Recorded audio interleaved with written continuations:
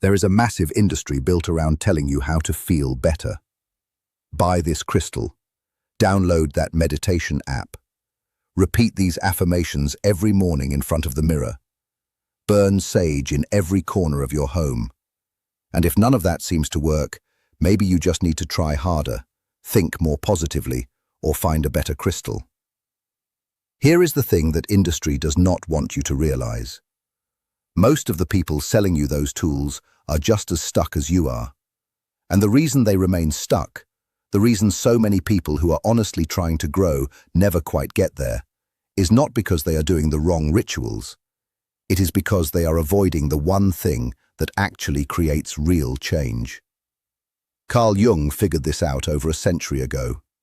He spent decades studying human transformation, not the performance of transformation, not the temporary feeling of it, but actual, measurable, lasting transformation. And what he discovered was both simple and brutal. You do not grow by adding more things to your life.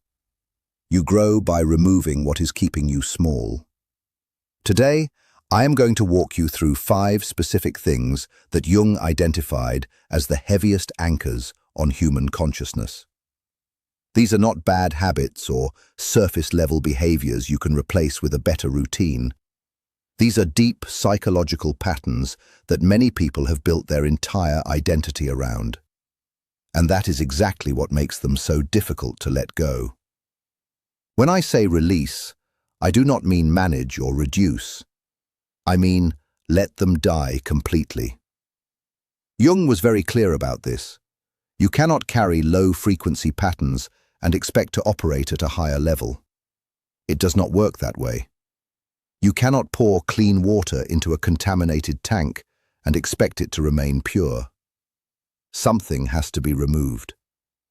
The first thing is the need to be seen as a good person. Think about how much energy you spend every single day managing how others perceive you. You hold back your words because you do not want to sound harsh. You agree to things you do not want to do because saying no feels selfish. You smile through situations that frustrate you because you do not want to seem difficult. You silence parts of yourself that might make others uncomfortable. And you probably call this being a good person. Jung called it something else. He called it the persona. It is the mask you put on every day before stepping into the world. The version of yourself carefully designed to gain approval, avoid rejection, and keep people comfortable enough to accept you. But here is the truth Jung kept returning to. The persona is not who you are. It is a performance. And performing goodness is one of the most exhausting ways to live. Because what drives it is not love or integrity. It is fear. Fear of being judged, fear of being rejected, fear that if you stop performing, people will see the real you and decide you are not enough. That constant fear keeps you stuck in survival mode, not growth, not freedom. Jung noticed that people who truly transformed stopped trying to appear good and started being real. And real meant they could be kind and firm, compassionate and honest, even when honesty was uncomfortable. People often find this unsettling because someone who has dropped the good persona cannot be controlled by guilt or shame. They know who they are, and they are not interested in being reshaped by someone else's expectations. For many, being the good person is not just a habit. It was a survival strategy formed in childhood. Maybe being good kept the peace in a chaotic home. Maybe it was how you earned love that should have been unconditional. Maybe it was how you stayed safe. So when you begin to release this pattern, it does not just feel uncomfortable. It feels like losing a part of yourself. Jung would say, you have truly released this need when you can disappoint someone and still feel stable. Not proud, not guilty, just grounded in your own truth. The second thing is the compulsion to fix, save, and heal everyone around you. If you see yourself as empathetic or a natural helper, this may be difficult to hear. Your desire to help might not be as selfless as it seems. Jung studied what he called the wounded healer archetype. These are people drawn to others who are struggling, who feel most alive when they are needed, who build their identity around helping others. But what he discovered was that this pattern is rarely about the other person. It is about the helper. When your sense of worth depends on being needed, you will unconsciously surround yourself with people who need you. When your identity is tied to holding everything together, you will find yourself in situations where everything is falling apart. And here is the deeper truth. When those people begin to heal and become independent, you may feel uncomfortable or even distant. Because if they no longer need you, who are you? This is not pure compassion. It is often codependency in disguise.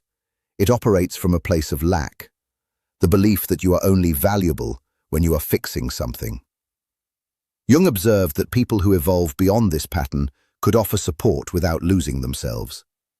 They could help when appropriate and step back when necessary. They understood that struggle can have purpose. Releasing this pattern does not make you uncaring, it makes you aware. It allows you to help from a place of strength instead of need. But letting go of the helper identity can feel deeply unsettling because it forces you to face who you are without that role. You know you have moved beyond this when you can listen to someone's problem without immediately trying to solve it. When you can sit with their pain without making it your responsibility.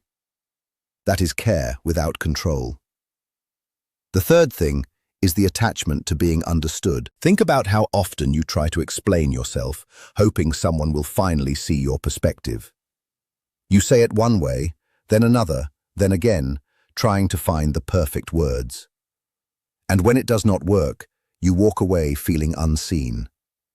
Jung saw this as a subtle but powerful pattern that keeps people stuck, because it reveals something deeper about your relationship with yourself. If you need others to understand you in order to feel valid, you are outsourcing your sense of reality. You are relying on someone else's ability to comprehend your experience, to confirm that it is real. But the truth is, most people cannot fully understand you. They have not lived your life, felt your emotions, or seen the world through your perspective. Waiting for complete understanding is waiting for something that may never come. People who reached higher levels of awareness shared their thoughts when it felt right, but they did not depend on being understood to feel grounded. They trusted their own inner experience. This is not arrogance, it is self-trust.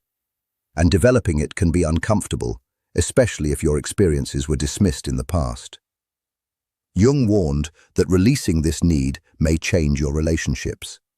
Some people may not know how to respond when you stop explaining yourself. They may see you as distant or closed off. But what is actually happening is that you are creating space for deeper, more authentic connections. You know you have reached this point when someone misunderstands you and you feel steady. Maybe a little sad, but not shaken. When your inner world feels real and valid without external confirmation, that is self-trust. And self-trust is a powerful, elevated state of being. Here's your revised continuation with slight wording changes, proper formatting, and structure preserved. The fourth thing is the fantasy of who someone could become. This one is going to hit deeply for a lot of people. You have someone in your life, maybe a parent, maybe a partner, maybe a close friend, and they consistently let you down, hurt you, disappoint you, or fall short in ways that truly matter. But you stay, or you keep trying, or you leave the door open because you can see who they could be. You can picture the version of them that has done the healing work, the version that has faced their patterns and chosen differently, the version that finally shows up the way you need them to. And you keep relating to that imagined version instead of the real human being standing in front of you. Jung called this projection, and he was very clear that it is one of the strongest forces keeping people trapped in painful, repeating dynamics. Here is the key thing he understood. When you see potential in someone and relate to that potential instead of who they actually are right now, you are not truly seeing them. You are seeing something you have placed onto them, a story you need to believe, a version of them you need to exist, because the alternative, accepting who they really are, would require you to make choices you are not ready to make. Maybe you need them to feel safe so you can stop feeling anxious. Maybe you need them to change so you do not have to face how much time and energy you have invested in the relationship.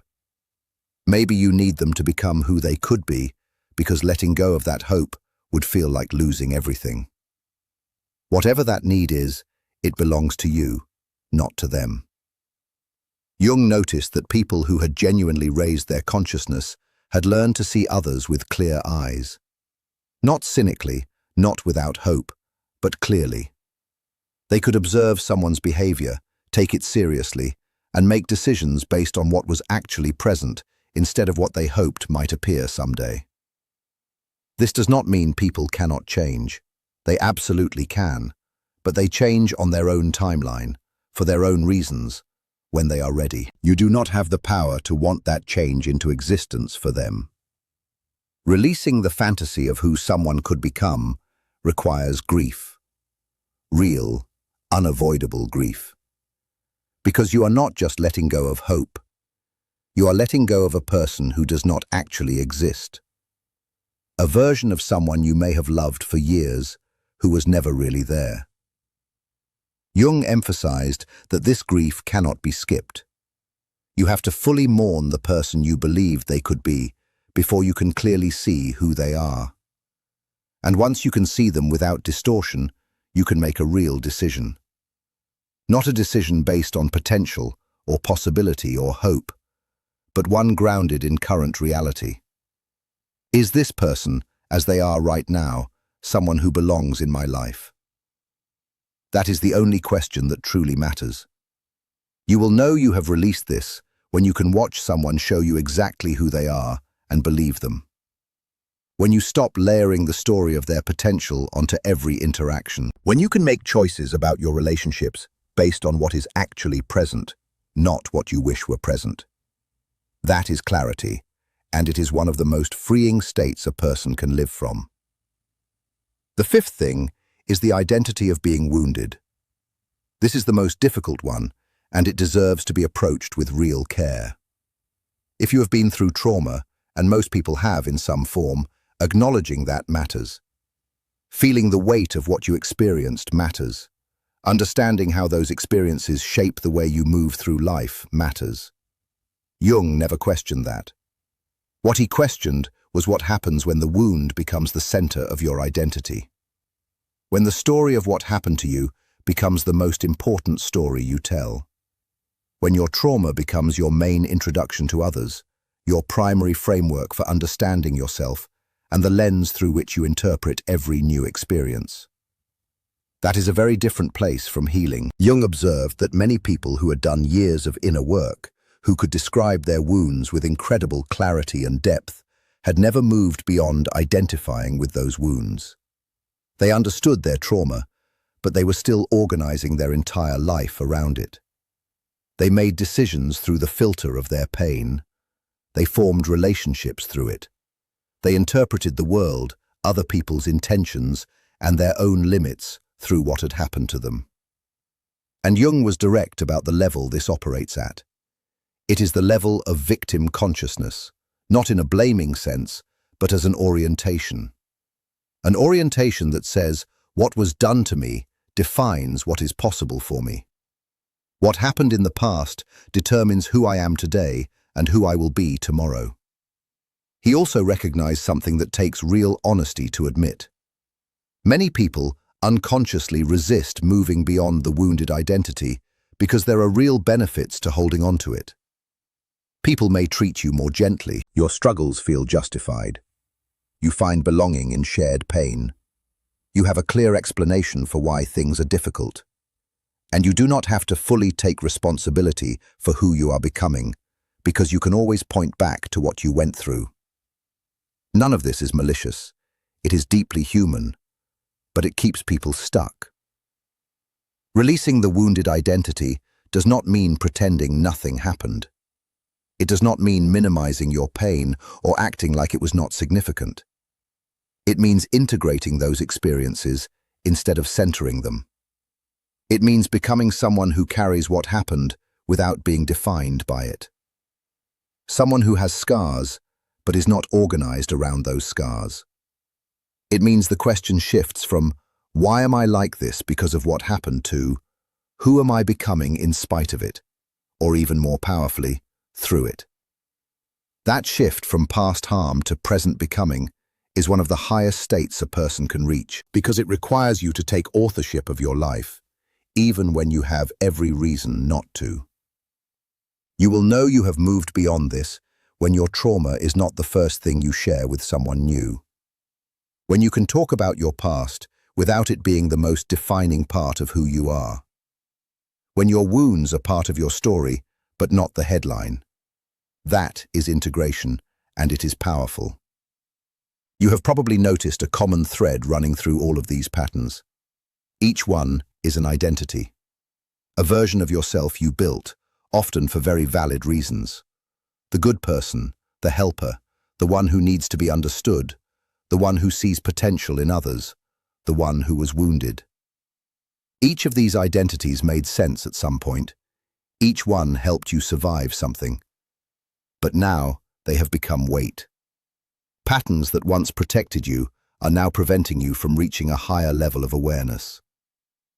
Jung's core insight was this: transformation is not additive. You do not pile enough positive thinking, meditation, or spiritual practices on top of these patterns and eventually override them. They are too deeply rooted for that. They will absorb whatever you add and continue operating underneath. The only thing that truly works is subtraction, release, the willingness to let those identities fall away. And he was honest about how this feels. It feels like a kind of death, because parts of you that have existed for years, sometimes decades, have to end. You grieve them. You feel disoriented without them. There is often a period where the old self is gone, and the new one has not yet fully formed. Jung called this space the void, and he said it is not a sign that something is wrong. It is a sign that something real is happening.